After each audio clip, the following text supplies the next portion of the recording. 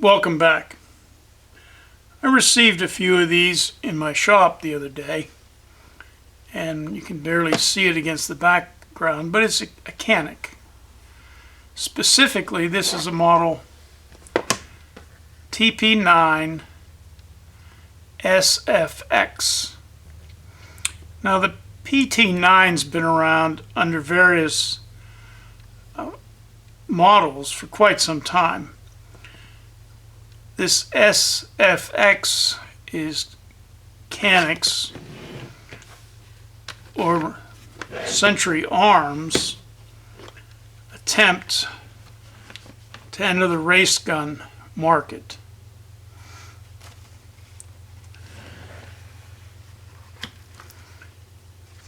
Comes with a retention style paddle holster. It's in 2 pieces for shipping. Nylon bore brush, plastic cleaning rod underneath there, warranty card. There are 2 20-round magazines, and I believe this is a standard TP-9 magazine with a +2 floor plate. Magazine loader,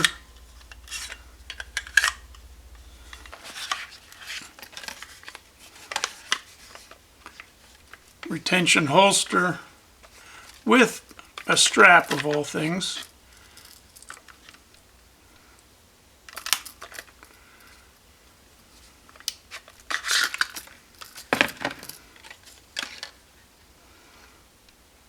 This one's in 9x19, which I believe they all are. The CANiK line is imported by Century Arms. It used to be International, but it's Century Arms Incorporated now. And they have the exclusive, I believe, license to sell the CANiK model. It has a press before firing option. Everybody knows what this is. This particular safety feature has been around for 110 years. Other than that, it has no safety. Magazine release is where you would expect it to be. Slide release above it. There's a cocked indicator, which if we fire it, falls away, so the red is no longer visible. This particular one has a Warren rear sight. I have no idea what that is. And a fiber optic front sight. The barrel measures 5 1/4 inches long.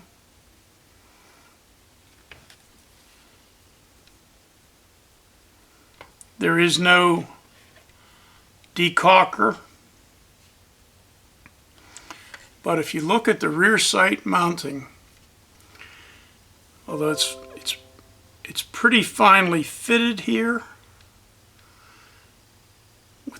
by removing these 2 screws, this whole thing lifts out.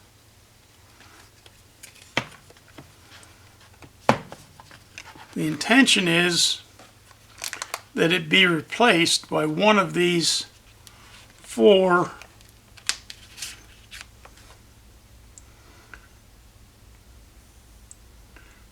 sight holder adapters. So the rear sight would be lifted off, sight holder adapter would be inserted. And as I said, there's 4 of these in the kit. According to this, the 4 sight adapters work with a Doctor. Well, you can read them. Trigicon, C-More, Leopold Shield, and J-Point. So that allows any one of those sights to be mounted in place of the rear sight. It comes with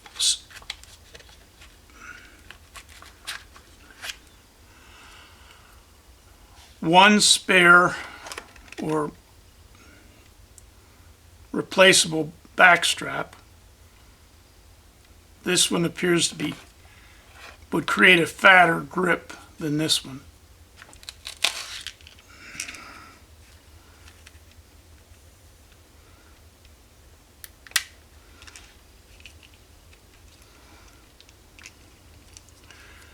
Now this is actually missing a screw.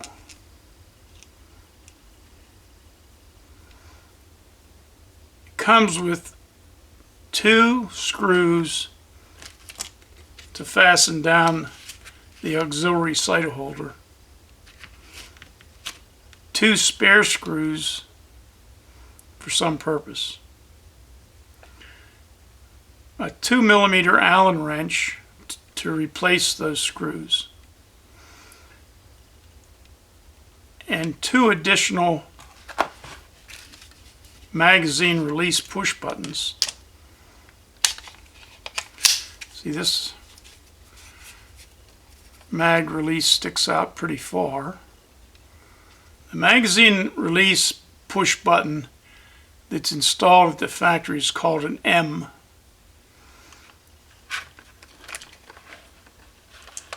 The 2 buttons supplied with it as spares are an S and an L, or a short and a long. So we can remove the 2mm hex and insert either one of these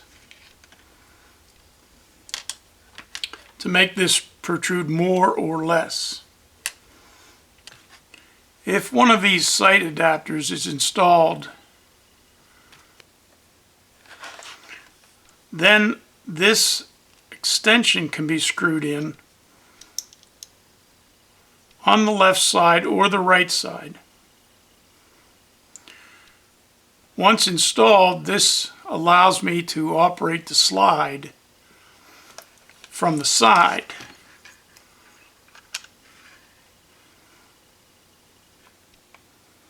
Rather than pulling back potentially against my optic.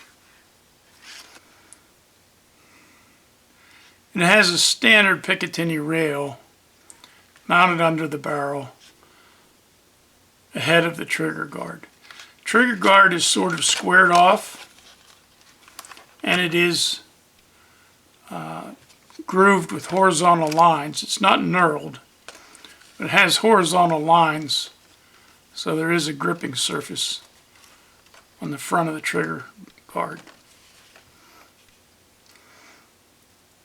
I'm going to field strip this and lubricate it, and I'll give it to a friend of mine who will test fire it, and I'll append his report to the back side of this video. Well, Alex has reviewed, or at least test fired, the handgun, and as a result of about a week's worth of firing, this is his comments on it. So go ahead and tell us what you see. Okay, well, overall, extremely reliable, rugged. I had no issues with it whatsoever other than one problem with ammo. I did have one magazine issue, so I guess I did have some problems with it. But that was solved by just a few drops of oil into the magazine. The issue I was having was it was not holding its slide open after the last shot. But that only happened the first 4 or 5 magazines that I shot through it.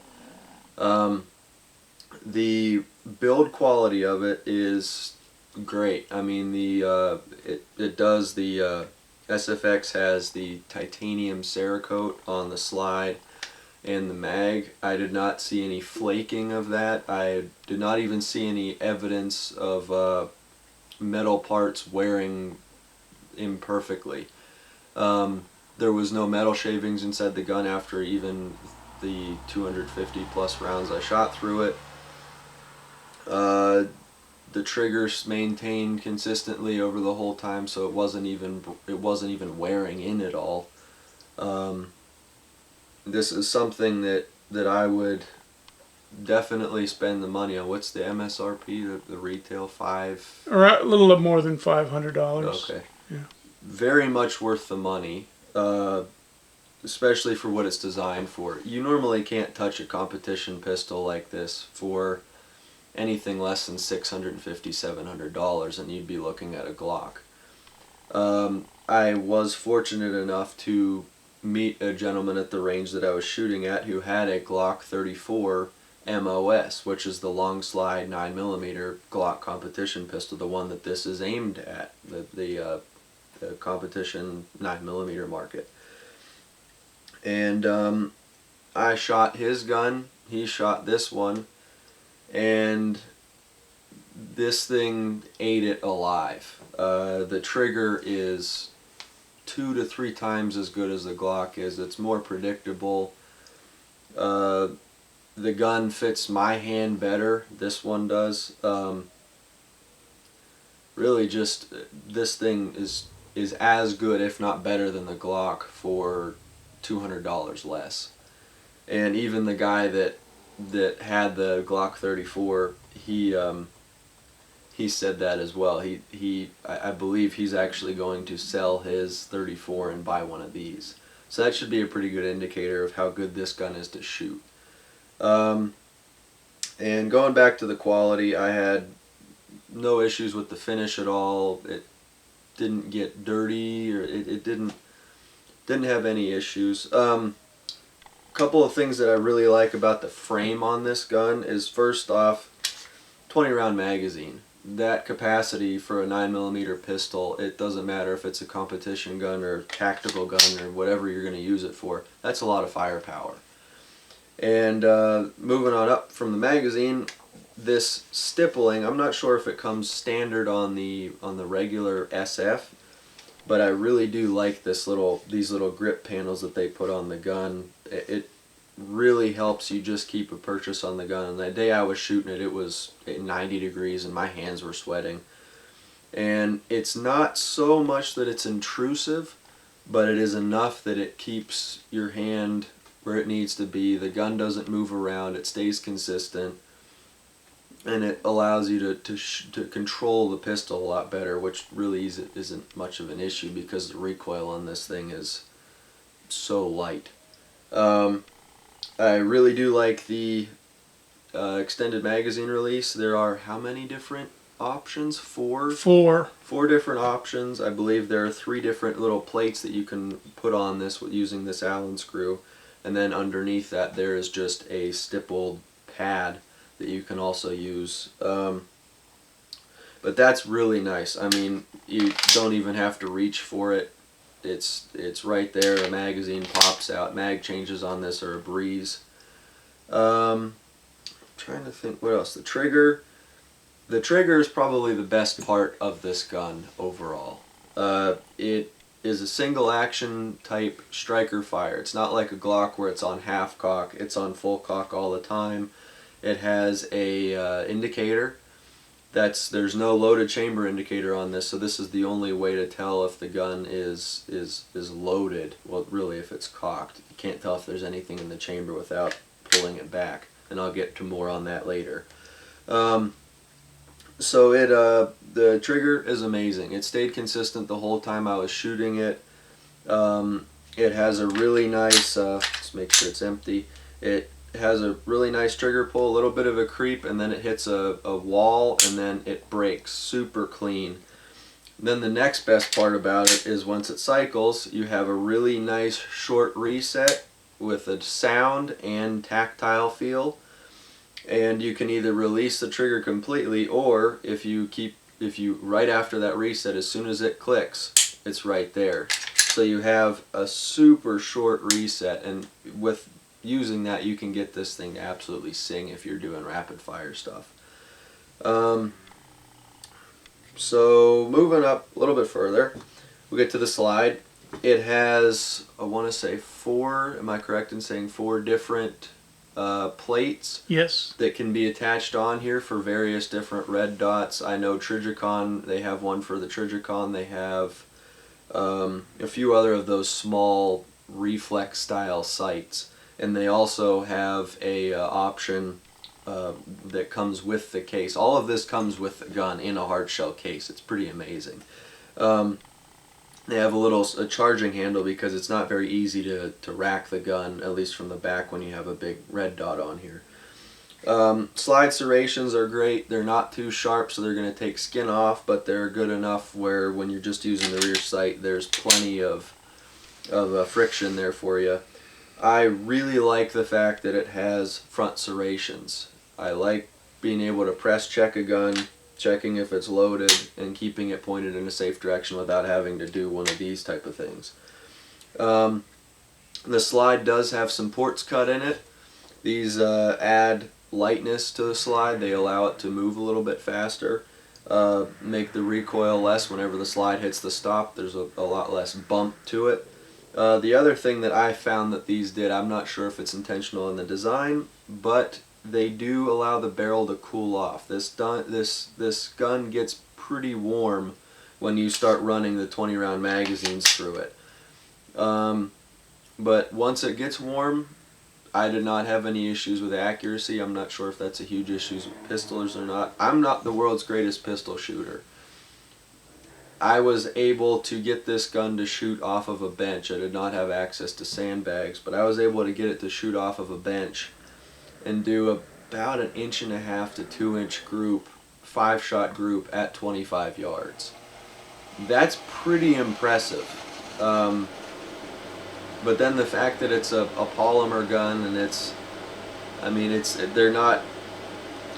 not a Colt Gold Cup 1911. For the price point, that's amazing. And then the fact that it's suited so well for 3-gun IDPA, it's really amazing. But then again, this is a competition pistol, but this would not make such a bad car gun. It is a little bit large to carry, but the amount of firepower that you can bring into the game if needed is amazing. Again, with that 20-round magazine, and then if you want to put one in the chamber, that's also a possibility.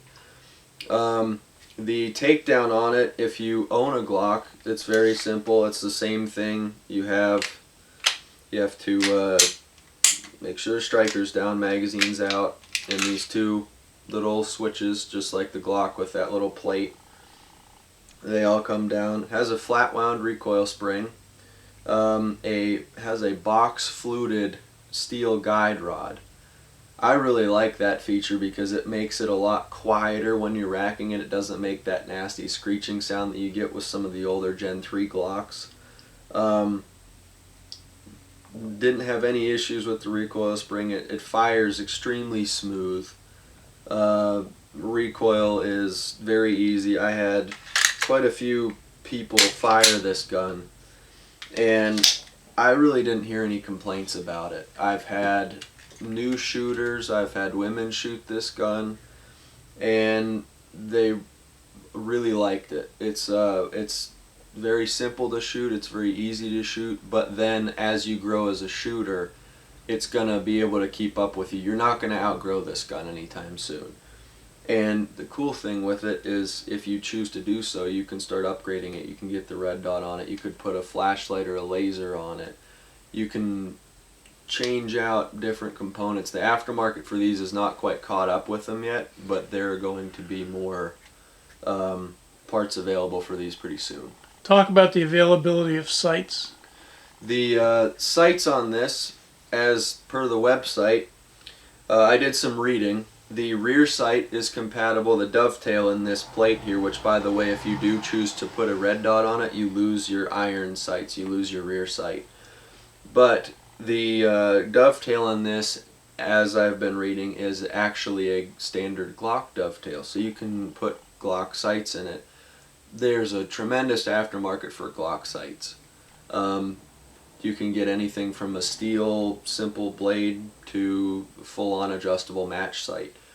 The front sight is not a Glock sight, but it is actually a, the dovetail is an M&P cut.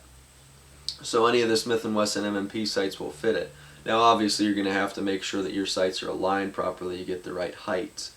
But that's nice because right out of the box, if you don't like these, you can change them for minimal money. Trying to think what else. I like the fact that this gun doesn't have a safety. There's no thumb safety on it, but there is the same kind of safety that you would find on a Glock. It has the trigger little blade style safety, and there's also a firing pin block inside. So the firing pin will not travel forward past that block unless the trigger is fully depressed. That means this gun is drop safe. That's something that's good to have for a 3 gun. If you're running around with a thing in a holster and Lord forbid it falls out, it's not going to go off on you. Trying to think what else. But I had one failure with it. It wasn't even the gun's fault. If anything, it's more credit to the gun. I had a reloaded round blow the back, the base of the case off of it. It actually split the case wide open. Now, whenever that happened, it scared the heck out of me, but also it didn't damage the gun at all. I expected the magazine to be blown out the bottom of the follower. Whenever the smoke cleared, I thought the extractor would be gone. All I had to do with this was pry that case out, shake it out of the gun, put a new magazine in it, rack it, and it fired another 20 rounds without an issue at all. This gun will also eat just about any kind of ammo you can put in it. I used Perfecta, I used some of the Blazer brass, I used American Eagle, and I even put a few rounds of Spear Gold Dot Plus P Plus out of this thing, and didn't experience any issues at all. I checked the brass, it's not expanded. This has a lot more of a supported chamber than you would find on a Glock. That's a big issue with reloaders. They get that Glock smile with the unsupported part of the chamber expanding the brass a little bit. So you should be able to reload for this gun. I did not get a chance to speak to the gentleman that I talked to that does that a lot, that does a lot of pistol reloading. But nonetheless, the ammo seems, the brass seems reusable, which is good. That's another advantage over a Glock. If you're going to shoot high volumes of ammo, you want to be able to reload. As far as the equipment that comes with it, I used the holster for a little bit. It's great. Didn't have any issues. You can do jumping jacks with it. The pistol doesn't fall out. I really like the semi-positive catch on it, where it clicks down into the holster, and then you just apply some pressure to the holster with your thumb and it comes right out. I'm a big fan of paddle holsters as far as like the competition style stuff goes. Keeps it really stable. I'm trying to think what else that I really liked or didn't like about this. The frame is a little bit different polymer than the Glock. It's slightly stiffer. I would trust putting a laser sight on this a lot more than I would like a Glock 17 or a Glock 34. It seems like it would be more consistent and wouldn't move around so much. I know that is an issue with some of the Glocks. They have a pig nose where the frame will actually bend up into the slide. But overall, for the price point, this thing, it would be worth a lot more than it is. It would be worth, to me, it's at the same point as a Glock 34, which would be a $650 pistol. But because it's a CANiK and it's made in Turkey, it is a little bit less expensive, but not so much at the cost of quality. I mean, this thing, they puts everything on it that you would want in a competition pistol to start out. You have different back straps, so if your hand doesn't fit it right, you can change it. You can use the magazines from the old CANiK in this, and I do have that confirmed. So if you want to just use the standard 18 rounds, they'll work. Or if you want, you just take this +2 block off the base plate and you can run a shorter magazine with it. But overall, it is probably the best polymer pistol I have ever fired. The only thing that I would take over this would be something like an HK, which is, you're getting into the $800 to $1,000 range. But for an entry level person, somebody just getting into it, this thing is awesome. For somebody that is maybe already an accomplished pistol shooter but wants to try this style, again, price point allows it, and it's a very good representative of what a competition tactical pistol is. The only things that I would change about it, if I could, would possibly be maybe port one of these. Maybe, because we have a ported slide, maybe drill some holes in the barrel. Get a good machinist to do that. Or maybe soon we'll see ported barrels from a manufacturer for these. You never know. They just came out recently.